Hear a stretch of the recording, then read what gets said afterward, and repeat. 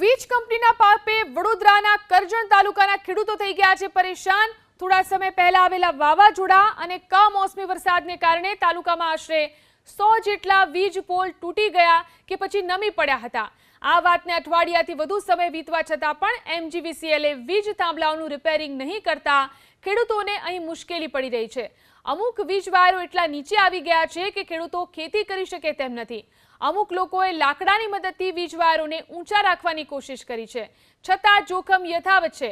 તો કેટલાક ખેતરમાં વીજ પોલ જમીન દોસ્ત થઈને પડેલા છે, એ દૂર કરી નવેસરથી પોલ બેસાડવા માટે કેટલીય વખત ખેડૂતોએ વીજ કંપનીને રજૂઆતો કરી છે, પણ હજી સુધી કામ શરૂ થયું નથી।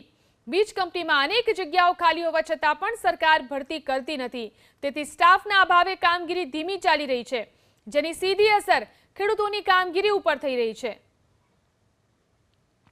વીજ પોલ તૂટી ગયો છે, આ વાયર તૂટી ગયા છે। તે વખતે આ વાયર નીચે હતા તો અમે બધા ખેડૂતો આ બધા લાઈનના ભેગા થઈ અને આ વીજ વાયર લાકડાના ટેકે અમે ઊભા કર્યા છે, તો જેથી કરીને કોઈ અકસ્માત ના થાય કે કોઈને જાનહાનિ ના થાય, કે વહેલી તકે આ જે પોલ અમે લાઈન બી મૂકેલો છે એ ઊભો કરીને જે છે તે પરિસ્થિતિ કરી દે તો અમારા બધા ખેડૂતોની જે આ બીજા ખેડૂતોની બી લાઈનો બંધ છે એમની ચાલુ થાય તો હવે આ કપાસ ઉગાડવાની સિઝન છે તો એમની બી ખેતીમાં વહેલી તકે ઊભી થાય।